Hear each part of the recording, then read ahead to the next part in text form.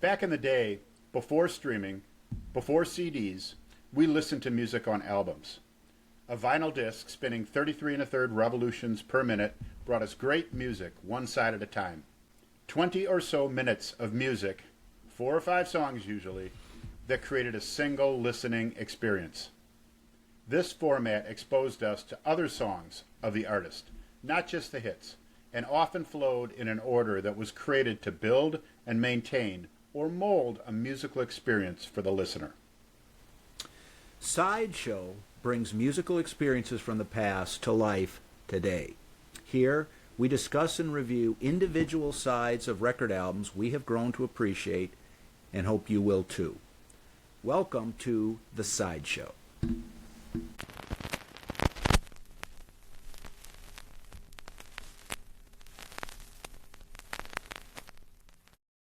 All right, welcome to The Sideshow. We are continuing with our live albums week, and today Mike has a live album. Why don't you let the audience know, Mike, what we're going to be talking about today?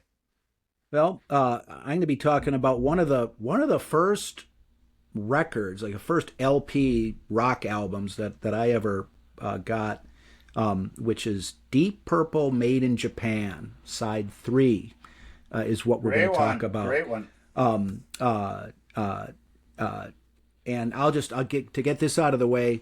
Here's a copy of the album. You may be able to see it's a little worn. On the back cover here is kind of focused on Ritchie Blackmore. It's hard to see because the album is sort of worn. This album was given to me, or was purchased on around my 14th birthday at the Woodfield Mall in Schaumburg, Illinois. We were down from Appleton visiting our aunt and uncle. And what do you want for your birthday? Went into a record store and I pointed at that, and Aunt Carolyn bought it for me, which was about 48 years ago. Mm-hmm. So, and everywhere I've lived since then, that album has been there.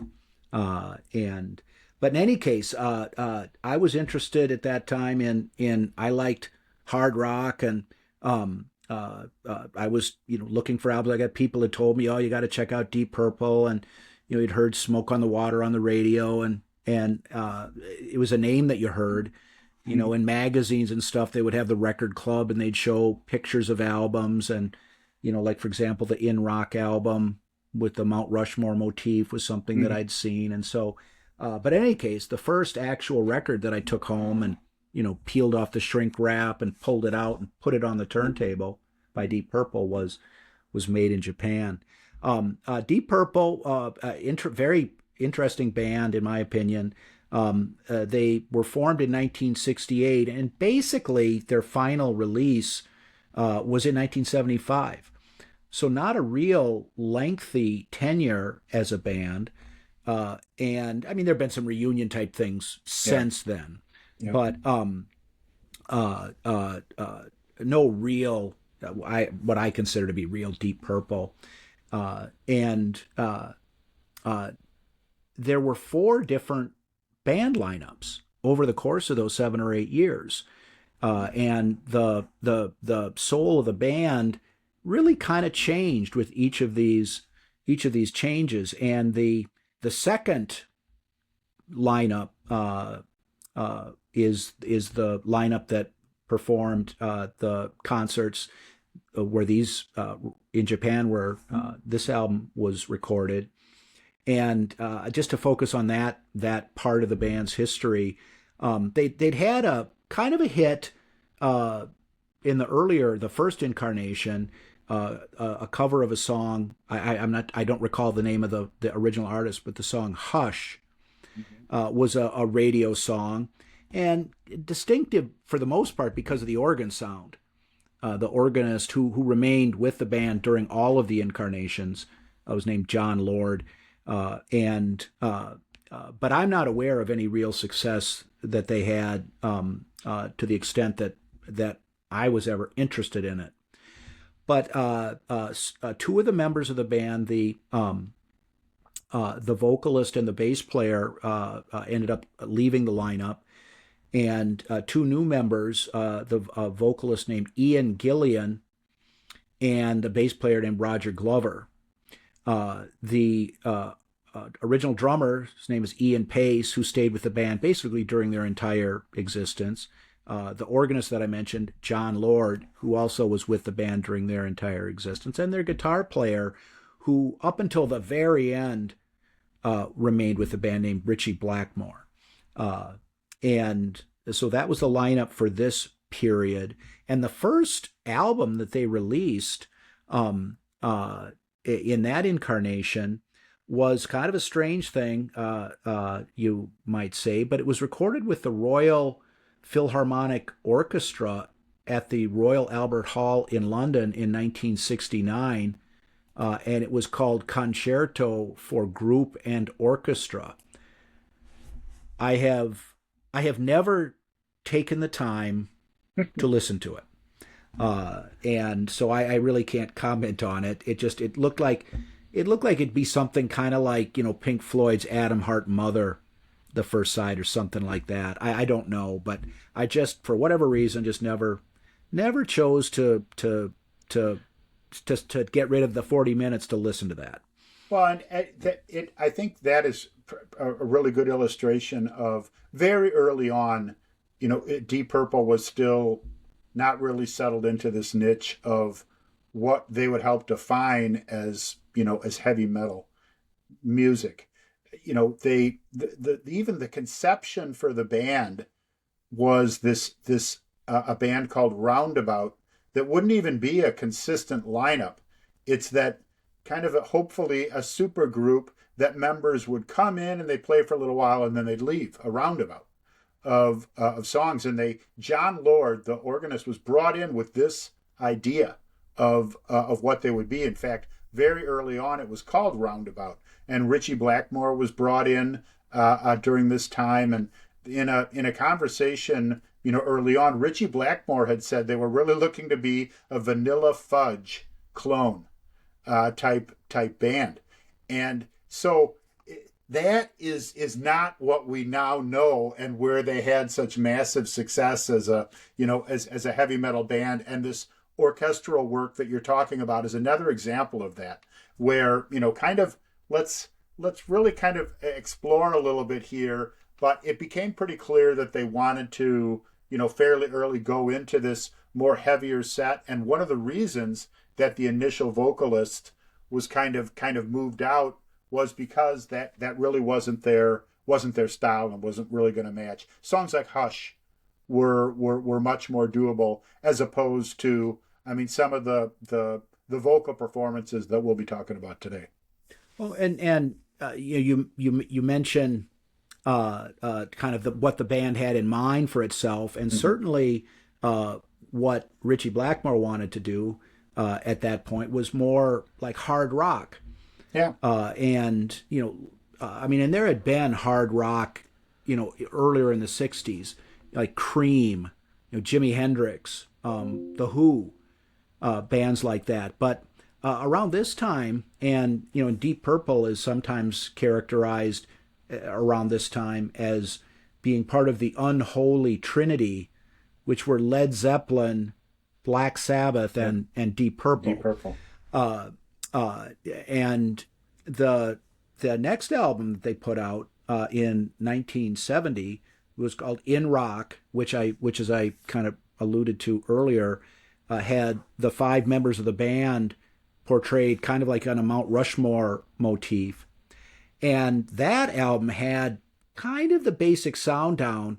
Songs like Speed King and Child in Time, for example. Heavy guitar.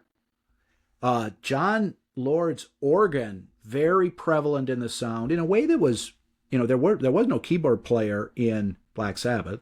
Mm-hmm. And while John Paul Jones in Led Zeppelin was actually an excellent keyboard player, the keyboard sound in Led Zeppelin's music didn't dominate back in the early 70s the way that, Deep Purple, the John Lord organ sound is just part of their sound. And so they kind of took their place in that sort of heavy metal pantheon, or whatever you want to call it, at that time, and really excelled. And the In Rock album, it's a great early '70s hard rock album, Mm-hmm. and it's not, it's not like Led Zeppelin 4 or anything like that, but it's just a very good solid album. And around the time that this lineup of the band was starting to coalesce, they were focusing, in addition to their studio recordings, to their live performances, and they wanted to they wanted to excel in their live performance. And so they were touring after the release of In Rock a lot, and being received well. Mm-hmm. And they ended up recording another studio album in 1971. It was released, called Fireball, and that album was not received as well as, I mean, it wasn't panned, but it was not received as well as In Rock. And the band members didn't necessarily think as highly of it either. And part of the reason that they gave for that was that they were doing all this touring, but at the same time, because they were starting to taste some success, the record company was like, you got to put out another album, another album. And they didn't really take the breathing room that they felt would have been better for purposes of sitting down, writing out their songs, getting it together, and recording them. And so while you don't read, oh, it's a bad album, it's not not as received as well as the album before it, nor the one that followed. On Fireball, it's worth mentioning, they released a single in England, "Strange Kind of Woman," and it wasn't on the UK release of Fireball, but when Fireball was released in the United States, it did have the single "Strange Kind of Woman" on it, and because "Strange Kind of Woman" is on side 3 of the live album, Made in Japan. But in any case, after Fireball, the band had really kind of found its footing. They were very confident as a live act, and they came up with a classic in 1971 with their studio album Machine Head. And it had songs that basically became part of their live repertoire forever, or for as long as Deep Purple was going to be playing. I mean, you and I saw a reincarnated version of Deep Purple back in, like, about 2007. Yeah, that neck of the woods at Rockfest, and they played all these. They played, Highway Star, Smoke on the Water, Lazy, Space Truckin'. I mean, those became 4 classic rock standards. Standards. Yeah. And they played all 4 of them in 2007. They played all 4 of them on Made in Japan. And they just a classic album. And those 4 songs, I mean, in my humble opinion, any self-respecting classic rock fan is familiar with all 4 of those songs. So it's just a big hit, a great album, and they were flying. They had the pliers. And in any case, they were touring all over the world. They toured in Japan in 1972, and were still sort of riding the wave of Machine Head. And they played 3 concerts in Japan, 2 in Osaka, 1 at the Budokan Theater in Tokyo. And the band wasn't necessarily interested in putting out a live album at that time, but someone from the record company end of things, probably in Japan, because they were very popular in Japan. Yeah, they were, just for whatever reason, the Japanese market was really going crazy with them, and I think someone wanted to take advantage of that. Yeah, exactly. And they were skeptical, but they agreed that the concerts could be recorded for purposes of a live album. But they wanted to be They wanted to have final say. Like, no tapes will get, released as an album without our okay. And they also only wanted it to be released in Japan. They didn't want it to be a worldwide, release in the United States and in Europe and whatnot. But and I don't know exactly how it came to pass, but it got released anyway. And with the record company did it anyway. They didn't. I don't know if it was necessarily against their will. May have been. I'm not sure. I don't know the answer to that question. But in any case, it got released everywhere. And made in Japan, while on the one hand self-explanatory, this record was made in Japan. We were playing in Osaka and Tokyo. But I mean, back in those days, nowadays it's made in China, or made in you look at your shirt and it's made in Vietnam or something. Well, back in the 70s, you turn over something, it would say made in Japan. Yeah. That was your camera, Nikon cameras and stuff like that, whatever, they were made in Japan. So in any case, despite the fact that the band was kind of lukewarm, or if not cool, on the idea of releasing this album, it's a good thing they did, in my opinion, because I believe this is the definitive Deep Purple album. It's not only did it capture it captured them at that time period. And I agree with you. They were just coming off of an incredibly successful studio album, but I think it also really captured. I mean, I like to go back to when we were listening to this when we were younger, and as we've talked about on this show, the ability to sit and look at an album while you're listening to it. The photo on the cover of this album, I mean, it looks like live rock and roll.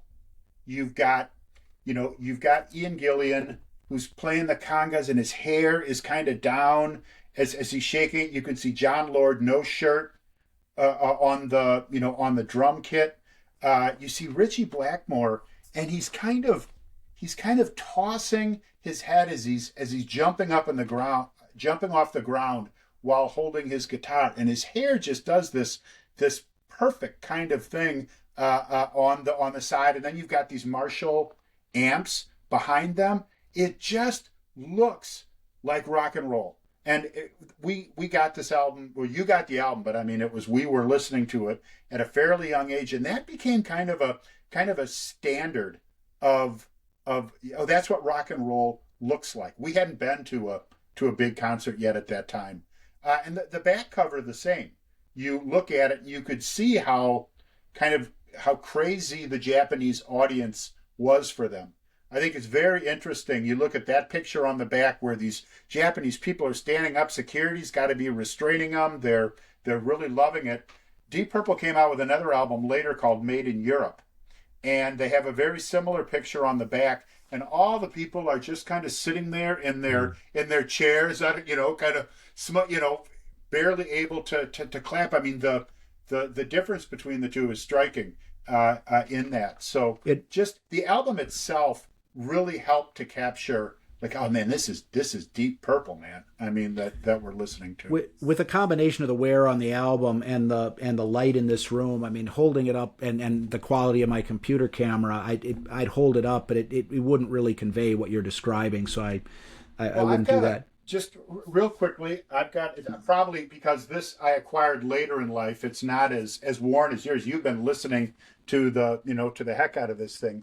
But again, just the look of the band there, and especially Ritchie Blackmore here, and the way that he looks as he's kind of jumping off the ground. It is just, this picture really just captures it real well. I love the physical album of this here. And as live music, and I didn't necessarily get this because I wanted a live album. It was just the album that was there. And, I assumed it was a double album. It had more material than just what was on Machine Head or whatnot. But in any case, this was the album that where I kind of immersed myself into Deep Purple and their music. And so the live versions of the songs are the ones that I prefer. I've listened to Machine Head. I've got a compact disc of Machine Head and an LP, and um uh, and everything. But if I'm going to listen to Deep Purple, I mean, it's this album that I go to. And as far as live hard rock, I mean, this album was the gold standard of live hard rock in the 70s. Like Led Zeppelin, they didn't release a live album until The Song Remains the Same, which came out in like 1976. This album came out in either 1972 or early 1973. And Song Remains the Same was a very mediocre live album. I mean, it was good material, but poorly rendered, in my opinion. And then that's not an uncommon opinion about Led Zeppelin's Song Remain the Same, and they were very well regarded as a live band around the time that Deep Purple recorded Made in Japan. Led Zeppelin were very well regarded as a live album, or as a live band. But they hadn't released a live album at that point, and the one they released later in the 70s just was kind of no good. Black Sabbath, they didn't release a live album until like 1980. I don't think Ozzy Osbourne was even still in the band when they released a live album. And there had been, for example, like The Who Live at Leeds, which was recorded in 1970.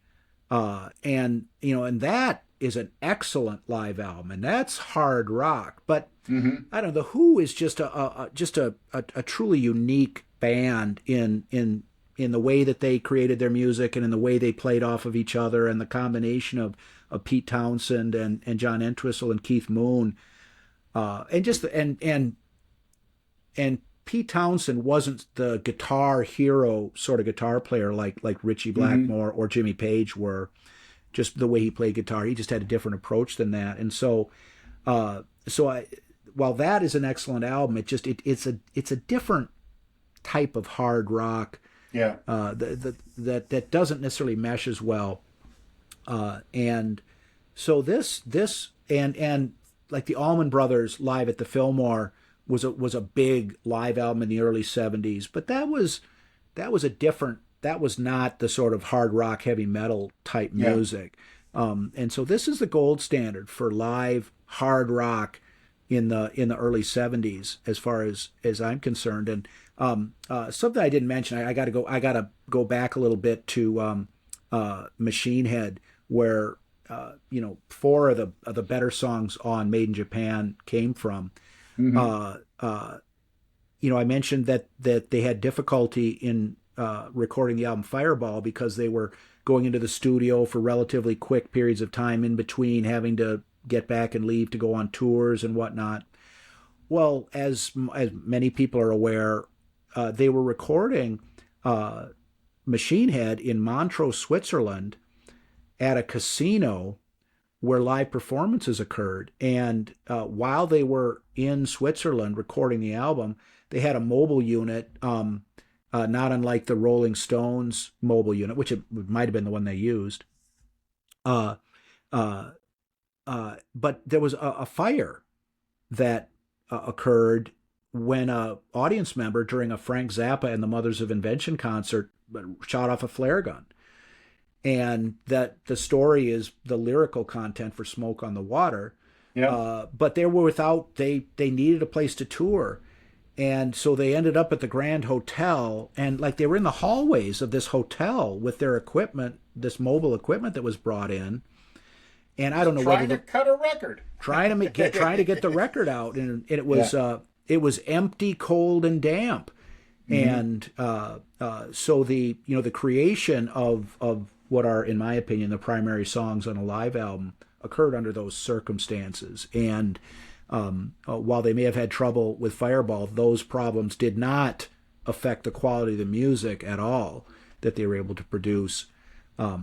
And side 3 of Made in Japan, which is a side that I've selected because I think it's the best side on the album, it does contain one of the Machine Head songs, Lazy, but it doesn't, Smoke on the Water, kind of their most known song Yeah. is on side 2.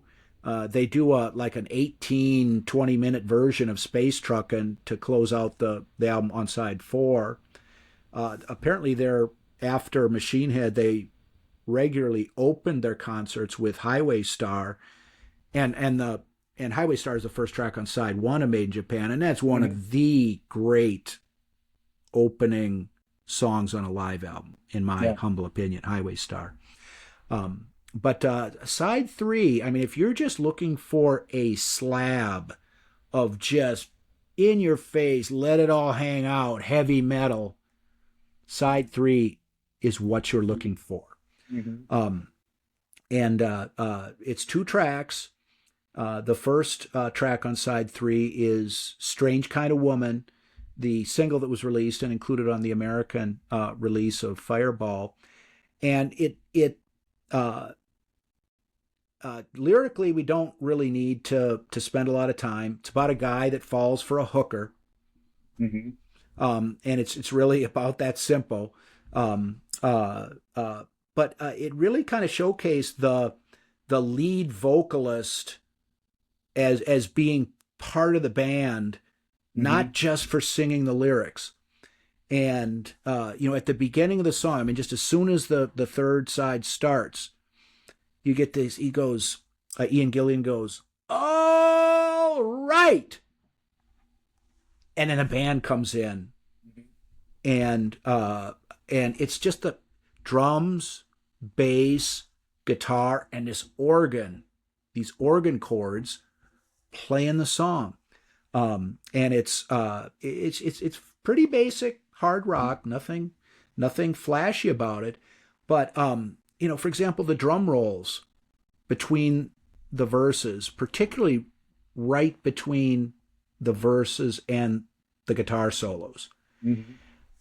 Just really nothing flashy, nothing spectacular. We're not talking about Keith Moon here, but just that little extra bit of drumming to give the song a little character. And Ian Paice was kind of a poor man's John Bonham.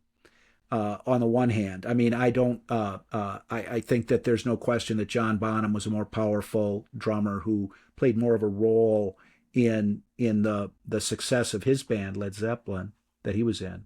But that's a pretty high standard as far as hard rock drumming is concerned. And when you watch, and there is video on YouTube available of Deep Purple performing live during this time period. And Ian Paice was one of those kind of original sort of wild man drummers in the early 70s. Mm-hmm. And, I mentioned the guitar solos. Ritchie Blackmore, certainly by the time of Machine Head, I mean, he just came up with these guitar solos that were just, they just came out of nowhere, but they seemed like they were just the classic rock guitar solo. And there was a way he had of playing, moving from playing rhythm into his leads that was not unlike, as a good friend of mine and I once determined, that Ritchie Blackmore is the Jerry Garcia of heavy metal. And while, and that idea might be a little half-baked, or actually maybe too baked is maybe a better, but in any case, his guitar leads just kind of roll out into the space with lubrication. Mm-hmm. I'm kind of struggling to try and describe it, but there's just a smoothness and like a ball of mercury that changes its shape as it's moving along, that his guitar leads have. Well, and there's a part of this song you talked about, showcasing the vocals. I mean, what you have going on in the middle of this song is there's a back and forth between the guitar and the vocals, where you kind of lose track about who's mimicking who as you're listening to it. But you'll hear something from the guitar, kind of a do do do do, and then you'll hear this ooh ooh ooh, and the they're going back and forth. It's almost like a dueling between the guitar and the vocals. Again, you've got to pay attention to which is the vocal here and which is the guitar, because they really, in key and everything, can kind of stay with each other. And then you can feel it fall back more into guitar, almost an improvisational thing. It's hard to believe that was improvisational, because they would have had to rehearse to some point to get it so right about the way that it sounds between the guitar and the vocals. But it's just a very interesting kind of interlude in there that I think showcases what you're talking about Ritchie Blackmore's way to just kind of put this music into the air with his guitar, and the vocal abilities of Ian Gillan to be able to almost be another musical instrument in the band, as opposed to someone that's just singing the lyrics. And just to go real quickly back to the song itself, I really like the way that it starts. I think you pointed out it's very straightforward. It's a steady kind of rolling start to the song. It's the kind of song that a construction crew would put on when they came back for lunch, because you got to get back to work, and it is just, I want you, I need you, I gotta be near you. It moves forward on a steady pace, but that is, you hear that guitar with each with each step there. So really great kind of start to this side that gets pretty musically interesting as it gets into this vocal and guitar stuff. Well, there are two full blown guitar solos in the song, and I like the way that you described the interplay towards the end between Gillan singing and Blackmore playing the guitar. I guess in my mind, that it's Blackmore that's playing the notes, because it's much easier to recreate the notes with a voice than to figure out, well, which notes is he. So I assume that was the case, but I don't know. I mean, if someone that has played guitar as often as Ritchie Blackmore, I mean, who is as intuitive apparently a guitar player as he was, and they were working on these things together on stage, and could give visual cues to each other as to what they were doing. And I agree with you. Improvisation isn't the right word to describe what they were doing, but it had a spontaneity to it. Yes. And it was something where they were interacting beyond the studio track that they were performing. And I'd also say that it was entertaining. There's plenty of musical jams and explorations that can go on in a live concert where you can almost sense the audience just waiting for this part to be done so we can get back to the music, right? It's okay, this guy's gonna measure his penis here with by playing on this guitar in a weird way, but it's not entertaining. This is it's musically entertaining. It flows along with the rhythm of the song. It's interesting. It's kind of fascinating the way that they're doing it. Yet it keeps the song moving, and it's entertaining to listen to. So, which is one of the reasons that I like the song, even though they go into something that's a little unusual here. Mentioning the vocals, at the very end, I mean, Gillan just Yeah, yes. And just this sort of sustained, sort of a cross between a shout and a scream. I wouldn't want to try and karaoke it. Yeah. Yeah. and that's how he ends the song.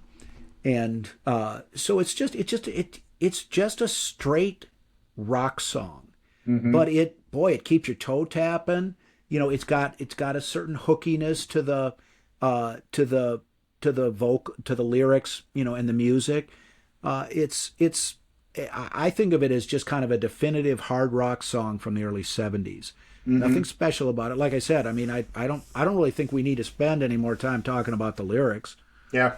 It's about a guy falls for a hooker, and I spent my money and I took my turn. It's kind of kind of sums it up. But it just if someone was going to ask me, well, what's the definitive hard rock song from the early '70s? I wouldn't say this. But if someone said, well, what's a definitive? Yeah. This would be the sort of thing that I would point to. And they stretch it out, but not too much. Yeah. I mean, the two songs on this side are each about 9 or 10 minutes long. Long enough to be longer than it's going to be on the studio album, but not so long where, like you say, can we get back to a song here? Yeah. And as far as the interaction with the audience, after all the screaming and vocalizing that Ian Gillan has done, this song ends, and he just to the audience goes, "Hey!" And you hear this, "Hey!" back, Hey! "Hey! Hey! Hey!" And just it goes on for a little bit from there. Yeah. Just to no purpose other than just, hey, this is a rock concert. Let's get into it and blah blah blah. And then he he introduces the next song, and next one off of Machine Head I think it's called Lazy. This one, Lazy. Yeah. Kind of like he's not sure what it's called. Yeah.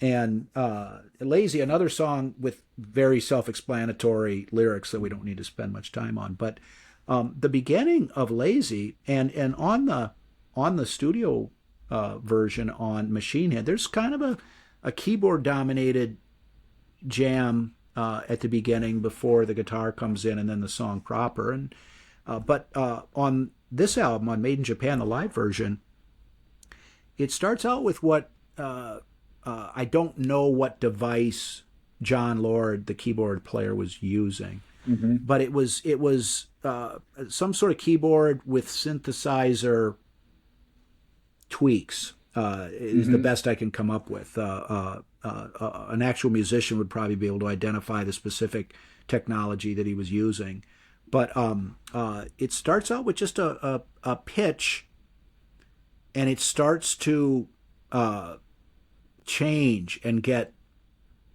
louder and lower, and then eventually he starts playing a very raw sounding organ, and it's kind of noisy. It's sort of like the keyboard player getting a chance to do a little showing off before the song starts, and there's nothing particularly special about it. And you're wondering where it's going to go. No, and then I'd actually say that it's kind of snappy. It's not bang your head. It's almost snap your fingers, kind of type sound that you're hearing. It kind of picks up speed a little bit, but very very keyboard oriented. It's not heavy. Like I say, it's almost snappy at this point in the song. Well, the first real music in the beginning of this song is when he goes into kind of a Louie Louie. Yeah. Yeah, or it's not kind of. Yeah. He goes into Louie Louie. Dun dun dun dun dun dun dun dun dun dun dun. And then there's more noise basically. But then it starts. That's when he starts to go into the keyboard jam from the from the studio recording, and then it definitely is kind of snappy. It's not necessarily. It's kind of bluesy. Got something to it, but it's not a hard rock song yet. Yeah. And so he's playing this stuff for a minute or two. I don't know exactly how long, but then he starts to kind of smooth out a little bit, and then Ritchie Blackmore comes in, and again it's just kind of snappy. It's not he's not coming in hard, and they're kind of playing back and forth to each other a little bit, and it really kind of neat. The drums and the bass are sort of hanging back at that point. And at one point, they kind of they're getting almost quieter and playing a couple notes back and forth between Blackmore on the guitar and Lord on the organ. But then Blackmore comes in just on the guitar with what I guess I'd call the lazy riff. Mm-hmm. And he plays it a couple of times, and then you get some bump from the drummer and the bass player. Bump. Yeah. You know, doo doo doo. And that dun dun dun dun dun dun dun dun dun dun dun dun dun. And then he plays it loud. Yeah. And then when he comes to the end of the note, the drums and the bass just come in, and Blackmore takes off on this solo, and they are fucking cruising. I mean, they are rocking out in just letting it all hang out. I mean, it is in my opinion the best moment on the album. You know, they've had this, the keyboard solo kind of thing, and then some guitar, keyboard monkeying around, and then they sort of tease the beginning of the song. But now, blast off. Yeah. And I mean, and they were cooking. I mean, and I could just imagine what the crowd was doing at that moment. I mean, it's just a great heavy metal. I think hard rock is probably a better label for Deep Purple than heavy metal. Just a great moment. I mean, you know, there were times where this would play in the car. I'd be driving somewhere, Beth and I, and when it would reach that point where the whole band just kicked in, and I'd start every time. It was that kind of song. There is absolutely that moment. You know, kind of looking back on it, because you don't really know where the song is going when you're just listening to it to the beginning, and as it turns out, you have we're gonna kind of play around and get a little warmed up here, and kind of bring let's pay attention, something's going on here. It kind of kicks in a little bit, and then it's like, we're done playing around, it's time to go to work. And you know, they really do. I know exactly the moment in the song that you're talking about, and it's not like it goes from 0 to 60. You know, it's building up a little bit, but there's a huge acceleration that takes place right there, and suddenly you're in the song, and you know, this is the song, right, that we're listening to here. And that, whether you've heard the studio version of the song or not, you can be listening to the song having never heard it, and that becomes very apparent to you when this takes hold as you're listening to the song. Well, and you know, it's difficult to really describe the way that the song sort of evolves from, you know, the keyboard solo at the beginning to the guitar to this transition into the song itself that we're talking about. I mean, and one of the underlying sort of things about the Sideshow is that we don't play the songs. We talk about the music to encourage people to listen to the songs. And for anyone who has even a latent interest in live hard rock of the 70s variety, Lazy is for you, I would say. Absolutely. And again, the lyrics of the song are, you know, you're lazy, stay in bed. You know, it's the singer is talking to a friend or a woman, and basically, you know, if you want to get something out of life, you know, you better get up and do it. It's really about that simple. There's nothing particularly there's nothing deeper than that I glean from the lyrics, and you know, for this kind of music, you know, this wasn't music that people went to see for the sort of for profound lyrical insight. They wanted to rock. Yeah. And so the lyrics were secondary with this kind of music.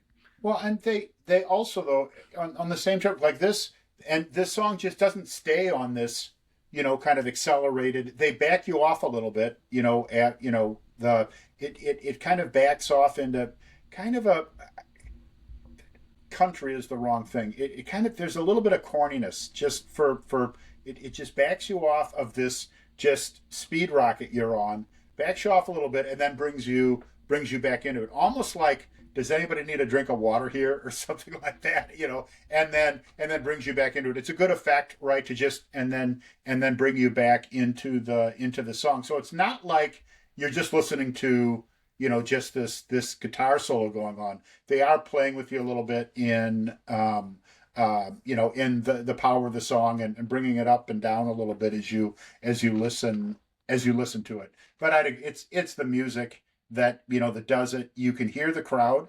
as they're moving on song. You can feel the crowd's reaction to the music as they're playing it as well. Well, and there's a harmonica break Mm-hmm. in here because it's I mean, I think that it's a bluesier number Mm-hmm.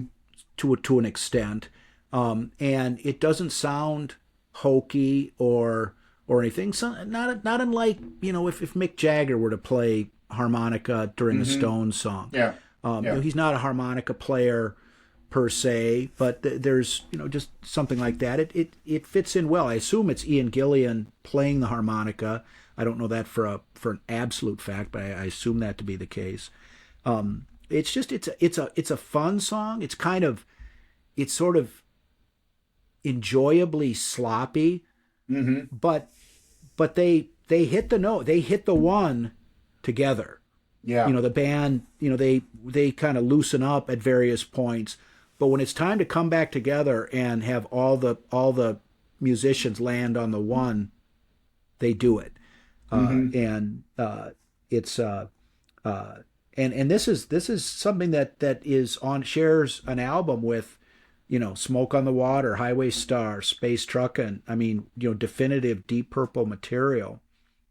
But I am of a mind that side 3 is the best side on Made in Japan and one of the best sides of live hard rock that you could get in the early 1970s. And I'd agree with that. And there's something else that I really like to draw from listening to this. We've for those of you that have been listening in, we've done a couple live albums here. We just previously did Neil Young's Live Rust. If you haven't heard that, I encourage you to listen to that episode, that episode of the Sideshow. But there's really something you can hear in both of these concert performances. And live albums are not just listening to a concert from start to finish. They'll pull, in this particular case, same thing. They pulled music from a couple different concerts, but you do get to hear the interaction with the crowd in between the songs. Again, it's not always the exact same concerts, but you get a feel for how these live performances were going. Now, you and I have been to a number of concerts. We've been to a number of concerts of more modern bands as well. And one of the things that I really see a dramatic difference in between concerts that I will go to and see today and concerts from back then is that interaction of the crowd. And a lot of bands, including very popular, well-regarded bands of today, feel a need to, tell the audience to make some noise. Swearing at the audience, come on, you motherfuckers, make some noise. Having to ask them to get excited about the music. And in this album, Made in Japan, same thing. As I said, we just did another live album as well. You don't hear that. There wasn't a need to have to beg the audience to enjoy this music. And the even that notion of, well, why are people going to these concerts in the first place? I think that a lot of people, would a successful concert is when you've got people dancing. They're really looking to move, and a band that can make them move is a band that's making them happy. And it's, I guess, of all the things, I'm not looking for bands of today to play the same music from the 70s, which we've been talking about on our live albums. I just wish that they'd be able to produce the same type of excitement and joy and energy from the crowd without having to ask for it from the from the audience. And I think that that's something that bands need to think about when they're they're up there on stage, and what they're doing and what they're asking of their crowd. The and and I agree with what you've said. That's certainly true of this album, and I think that I mentioned earlier that Deep Purple focused on live performance as where they were really going to shine, and that didn't detract from the quality of albums like In Rock or certainly Machine Head. There was Fireball didn't kind of rise to the same level, but where they really and the reason why I believe that this live album is the definitive Deep Purple record is because that's where they really shined, and that their songs, they were able to achieve more than they were with the studio versions. Now, now the version of Space Truckin' on Made in Japan, the live version, I mean, it's a side long, and that can drag a little bit. I mean, the structure of the song itself, they could do an edited version of that, and it'd be fantastic. So it kind of drags a little. And another thing, you talk about interaction between the band and the audience, not necessarily to gin up a response, but certain audience participation stuff can, if you're there at the concert, it's fun. Participating. Listening to it on a live album, not so much. I mean, like in the Woodstock movie when Sly Stone performs and he does some audience participation. Well, look, you're watching the movie. You're seeing what's been happening at Woodstock, and there's a certain value to seeing that if you want to learn historically about what happened at a big event. But just sitting and listening to music as opposed to watching a concert video or being at a concert, audience participation, kind of boring. And this album and the Neil Young and Crazy Horse that you mentioned, you sense that back and forth between the band, the musicians and the audience without that sort of hokier thing. And it's not so much that live quality that we're talking about right now, but just the way that the songs evolved into something more than their studio versions, with the exception of Space Truckin', the sidelong version on this one, they turn into something more, something, in my opinion, that's better. Yep. And you mentioned Neil Young. Neil Young on one of his songs said, "Live music is better. Bumper stickers should be issued," and I think that's true. And the live albums that we're talking about, I think, are examples. Absolutely. Well, Deep Purple, Made in Japan, side 3. A great side, and some great insights, Mike. All right. We will talk to you, Mark, next time.